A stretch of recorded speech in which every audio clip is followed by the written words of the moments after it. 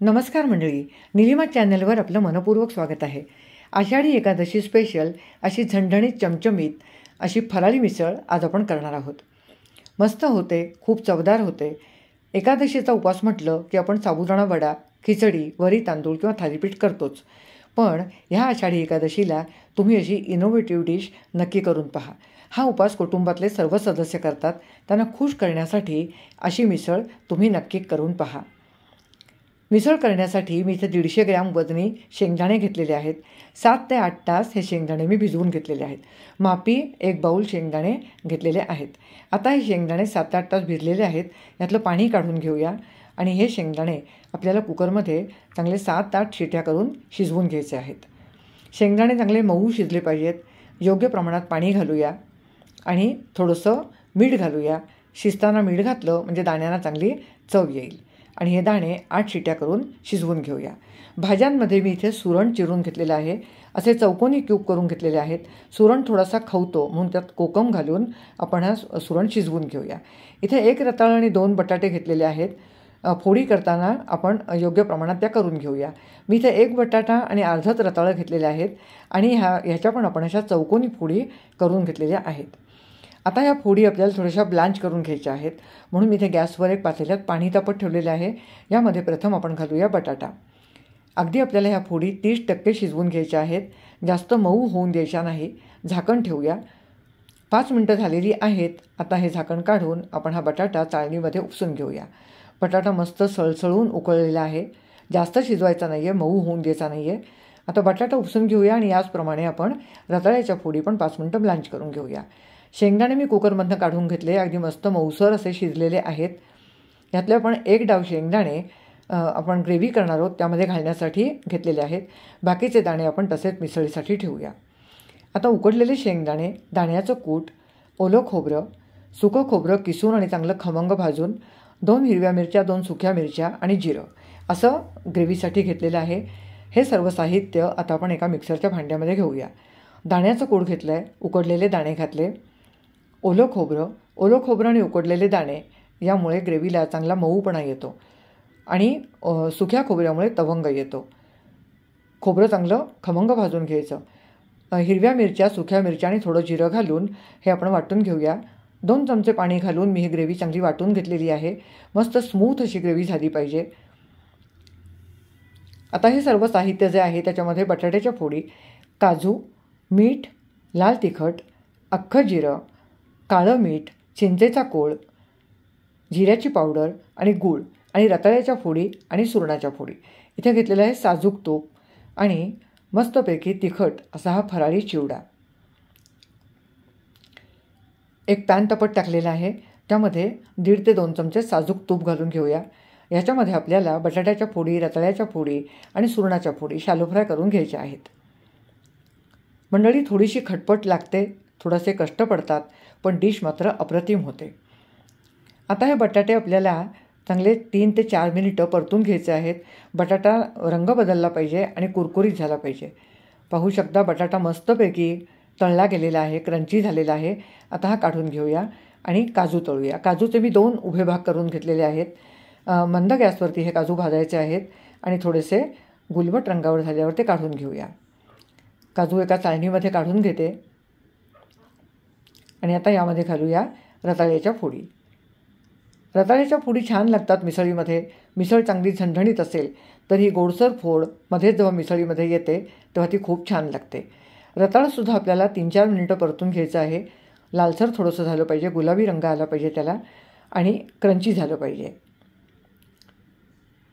तुम्ही पाहू शकता रताळं पण परतून झालेलं आहे.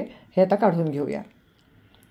तूप संपलेलं आहे यामधलं म्हणून 1 चमचा तूप घातलं आहे आणि आता यावर आपण सुरणाच्या फोडी परतून घेऊया. सुरण चांगला मस्त मऊ शिजलेला आहे आणि कोकम घालून शिजवल्यामुळे आता तो खवण्याची शक्यता अजिबात नाही. सुरण चांगला परतून घेतला. 4 ते 5 मिनिटांनंतर आता सुरणाच्या फोडीचा रंग बदललेला आहे, चांगला क्रंची झालेला आहे. याला थोडासा झटका देण्यासाठी आपण अर्धा चमचा लाल तिखट घालूया आणि थोडंसं काळं मीठ घालूया. या तिखटसर फोडी मिसळीमध्ये खूप छान लागतात. आता लाल तिखट आणि काळं मीठ त्याला चांगलं लागण्यासाठी आपण ह्या सुरणाच्या फोडी अजून चांगल्या 3-4 मिनिटं परतून घेऊया. मस्त घमघमाट सुटलेला आहे. थोडासा ठसका जातो आहे लाल तिखटाचा. अशा या मस्त सुरणाच्या फोडी. आता ह्याच पॅनमध्ये 2 ते 3 चमचे तूप घालते आहे आणि आपण आता यामध्ये ग्रेव्ही परतून घेऊया.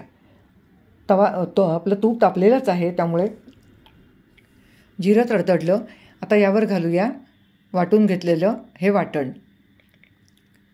थोडंसं घट्टसरच ठेवलेलं आहे, म्हणजे परतायला खूप वेळ लागत नाही. साजूक तुपावर आता हे चांगलं मस्त परतून घेऊया, डावीने चांगलं स्मॅश करत.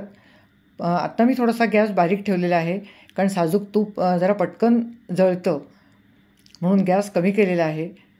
पण सतत ढवळत राहायचं आहे. ग्रेव्ही आता 5 मिनटं ढवळून झालेली आहे. त्यातला ओलावा कमी झाला आहे, रंग पण बदललेला आहे. आता ह्या स्टेजला आपण ह्यामध्ये थोडंसं लाल तिखट घालूया. 1 चमचा लाल तिखट घातलेला आहे. या ग्रेव्ही वाटताना आपण ह्याच्यामध्ये 2 हिरव्या मिरच्या, 2 सुक्या मिरच्या घातलेल्या आहेत. त्या अंदाजानेच तुम्ही तिखट घाला. थोडीशी अर्धा चमचा जिऱ्याची पावडर घातलेली आहे.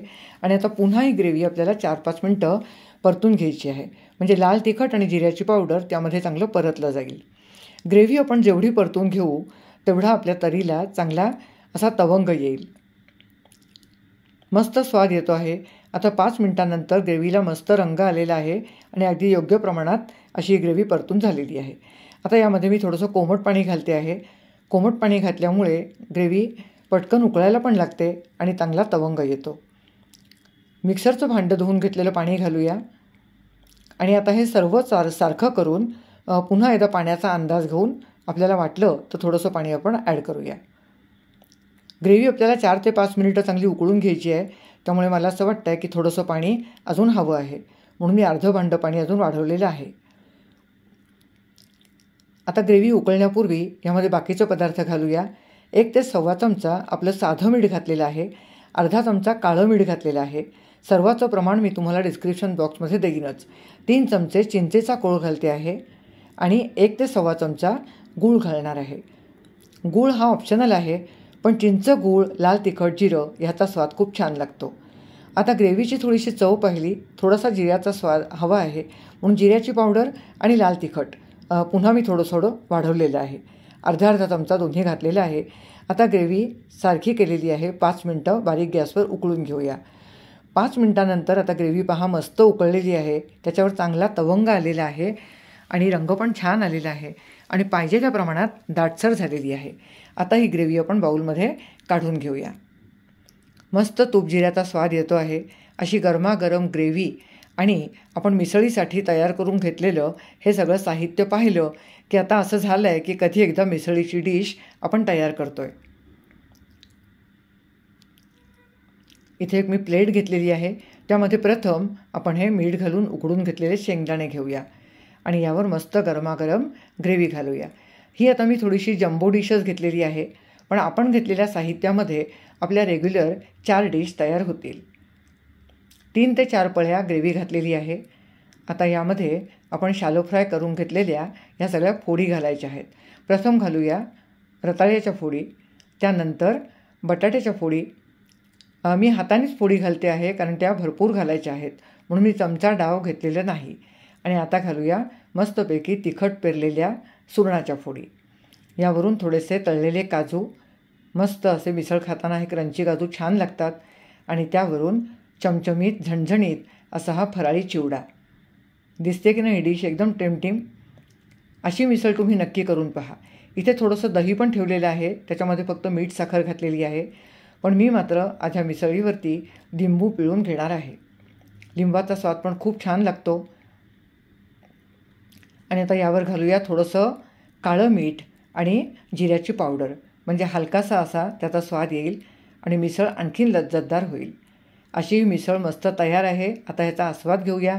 तुम्हाला जर काही रेसिपी आवडली असेल तर नक्की तुम्ही अशी मिसळ आषाढी एकादशीला करून पहा. रेसिपी आवडली असेल तर लाईक करा, शेअर करा आणि सबस्क्राईब करा. पुन्हा भेटूया अशाच चमचमीत डिशसह. धन्यवाद.